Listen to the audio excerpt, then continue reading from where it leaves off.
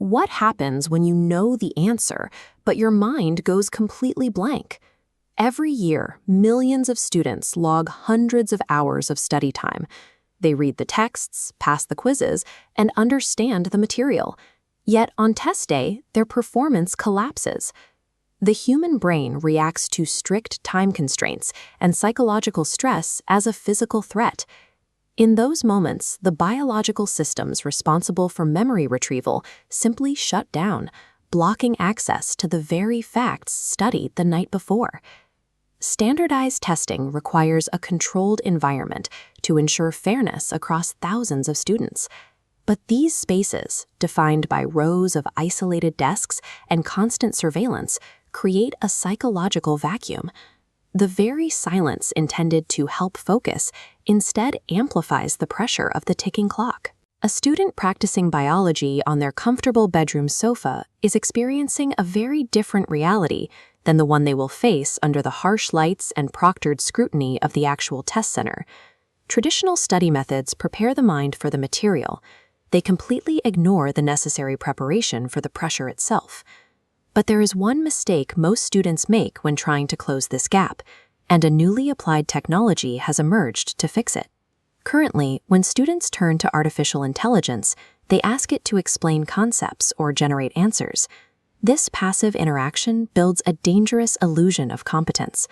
If the machine does the heavy lifting, the brain does less of the work. The strategy shifts when the prompt changes. Instead of asking for a summary, a student instructs the AI to stop teaching entirely and instead assume the persona of a strict examiner for the SAT, the IELTS, or the law boards. The machine stops handing out answers. It asks increasingly difficult questions.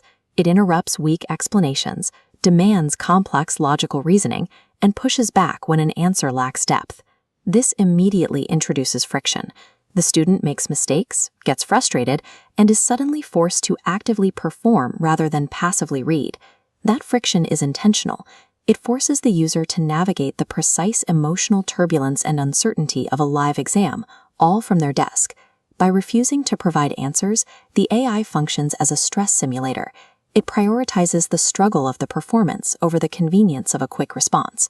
The real change, however, happens off-screen, within the biological reality of the human brain attempting to operate under this simulated duress. Educational researchers have long studied a process known as active recall. The intense mental struggle of forcefully extracting a piece of information from memory strengthens the neural pathway required to find it again. This is demonstrably more effective than simply rereading highlighted notes. This pairs directly with context-dependent learning. The brain ties memories to the specific environment and emotional state in which they are formed. This radar chart maps cognitive performance. AI tracks retrieval failures under simulated stress, pinpointing exact concepts that drop off during panic. Through repeated exposure, these neural weaknesses are targeted. The student learns to access information, gradually filling those performance gaps. The retrieval mechanisms adapt.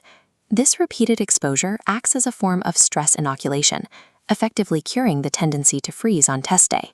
When the actual exam begins, the physical reaction is completely different. The timer starts, but the pencil grip remains relaxed, breathing steady. The test questions themselves are difficult and entirely new. However, the psychological pressure and the strict environment are now completely familiar territory. Artificial intelligence cannot replace human discipline. It cannot manufacture curiosity, and it certainly does not replace the foundational guidance of human teachers.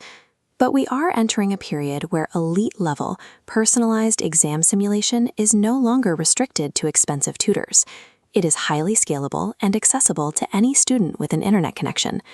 The students who succeed tomorrow will not necessarily be the ones who acquire the most knowledge. They will be the ones who master the conditions under which they are asked to perform. What exam would you ask an AI to become? Let us know in the comments below. And if you want to understand the research shaping the future of learning, subscribe to MindSparkEduc.